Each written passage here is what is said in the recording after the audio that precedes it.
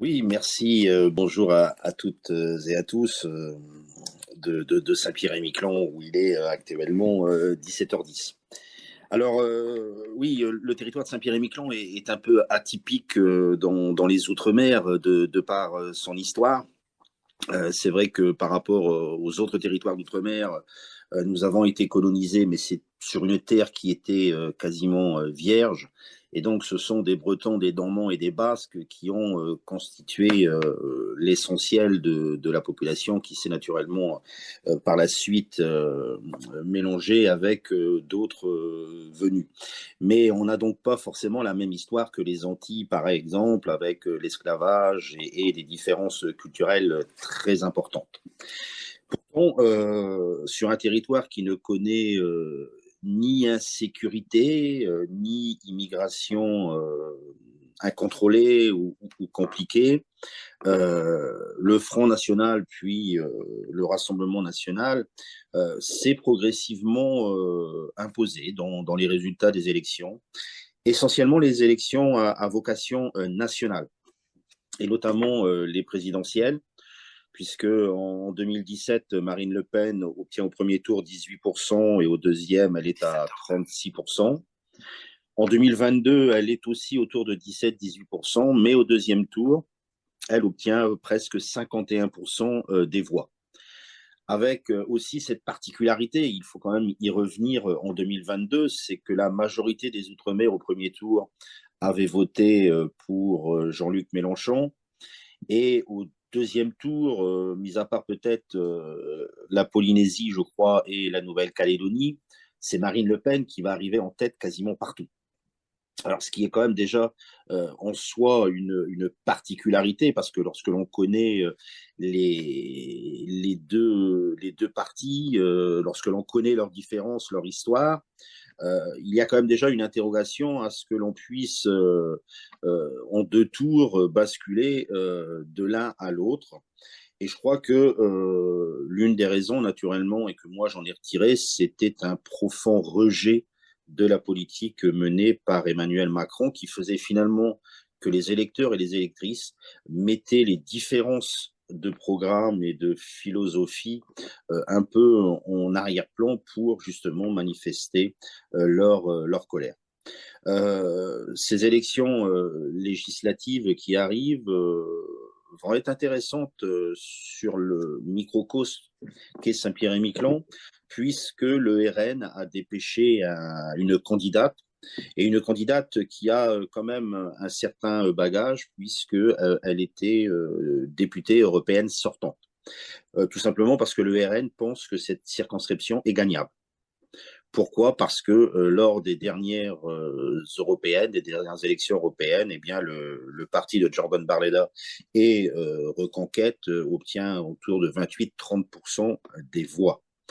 Donc voilà aujourd'hui où on est un peu cette situation. Et moi, dans un premier temps, j'attends naturellement le premier tour de ces élections législatives pour savoir sur ce territoire un peu atypique si le vote Rassemblement national va passer de ce que je pense qu'il était auparavant d'un vote de rejet, d'inquiétude, à un vote qui pourrait être d'adhésion.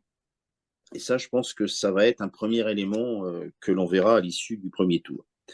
Alors naturellement, sur le territoire, il y a trois candidats qui se prononcent pour le Front populaire. Je suis le seul qui n'ait pas de positionnement par rapport aux trois blocs qui se dessinent au niveau parisien. Donc c'est un choix politique. C'est un choix politique qui, je pense, est de nature justement à empêcher le Rassemblement national de continuer sa progression. Pourquoi? Parce que comme dans la plupart des Outre-mer, nous sommes tous aussi dans des partis locaux. Donc moi, j'insiste beaucoup dans cette lutte sur mon appartenance à mon parti qui s'appelle Archipel Demain, qui est lui-même déjà un parti politique transpartisan. C'est-à-dire que les gens qui adhèrent à ce mouvement, dès qu'il y a une élection locale, votent Archipel Demain parce qu'ils ont la même vision pour le développement de notre territoire. Et donc, ça permet d'avoir un rassemblement large et on met en avant la première question qui est celle du développement harmonieux du territoire de Saint-Pierre-et-Miquelon au sein de la Ve République. Voilà, donc ça c'est une particularité, c'est un peu ce que j'avais fait en 2022, qui est de dire, voilà, nous voulons travailler pour les Outre-mer, pour Saint-Pierre-et-Miquelon.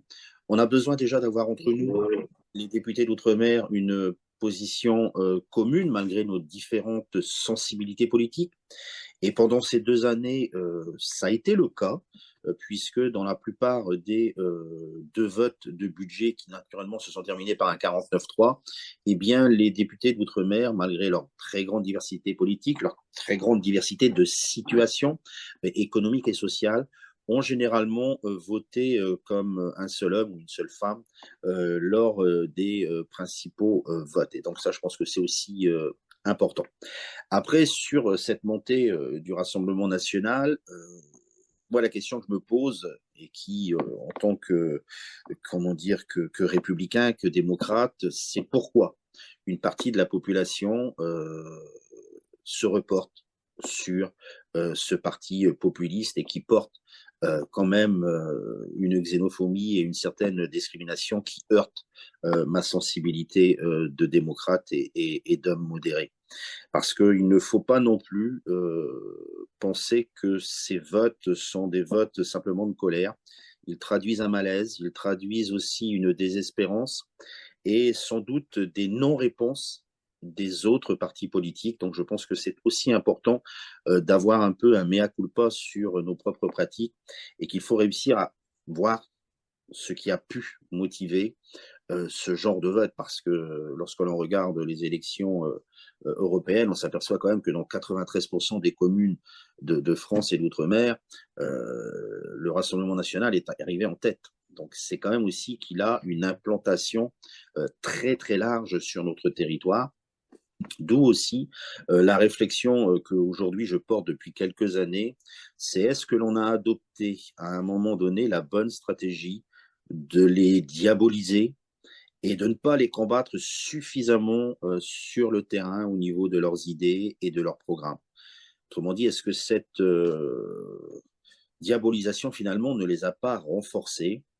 On les a laissés travailler, on les a laissés aller sur le terrain, on les a laissés aller, entre guillemets, apporter des réponses à une certaine désespérance, et qu'aujourd'hui, on se retrouve à une situation historique. Je suis d'accord avec la députée lorsqu'elle a dit qu'on est vraiment dans une situation historique.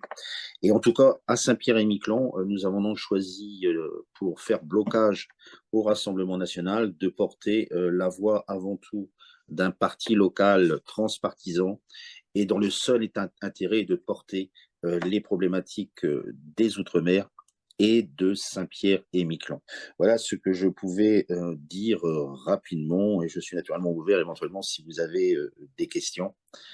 Il n'y a aucun souci.